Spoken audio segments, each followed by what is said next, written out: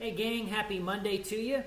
I want to post something related to what it means to be a disciple of Jesus.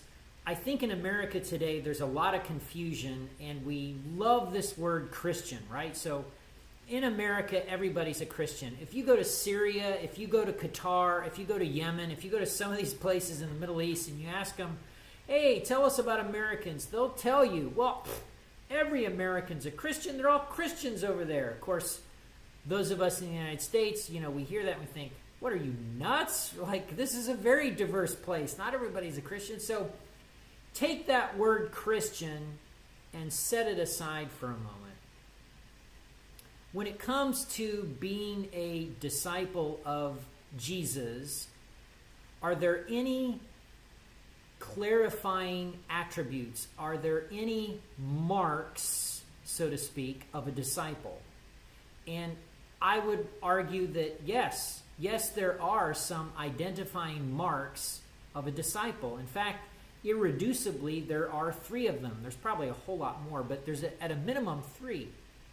The first being Jesus leads, they follow. The second being that because they are spending time with Jesus, Jesus is changing them over time. And I would add, for the better. And lastly, they are on mission with Jesus. They care about the things Jesus cares about. And those are identifying marks. When you see those things in the life of a person, a friend, a family member, you can say, and it's probably messy, and it may be 3 steps forward and 2 steps back and 2 steps forward and 3 steps back. But if you see those things, you should be able to say, I think that person there, that's a disciple of Jesus. Or even for yourself to look in the mirror and say, you know what? It's not perfect, but I'm a disciple of Jesus. And so I'm posting a link below because I'm hoping to provide clarity. And here's why. So many people in America are turned off by the message of Jesus because of Jesus followers, right? So there's a lot of people who say, oh, I love Jesus, I'm saved, but like Jesus doesn't lead their life at all. Their decisions, everything is what they want, what they need.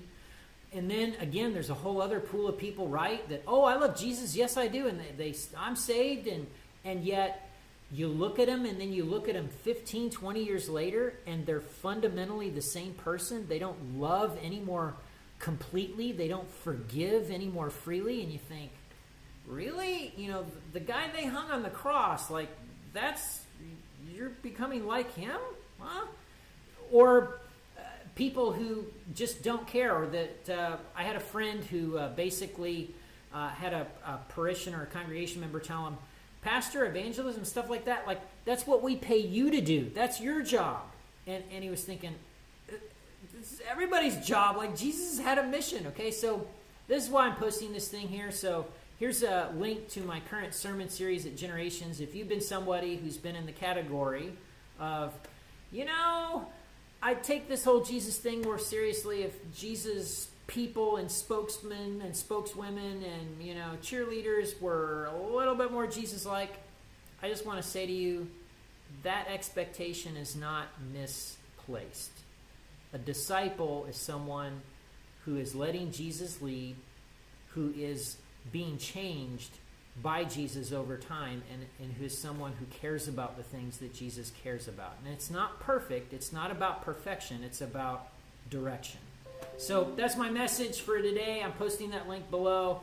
I kind of feel odd doing it because I hate preaching that much. Like, if I loved it more, I'd be like, hear me preach. At any rate, hope you're having a great Monday and enjoying the weather. It looks like we're having a monsoon right now, but that will change. It's Kentucky.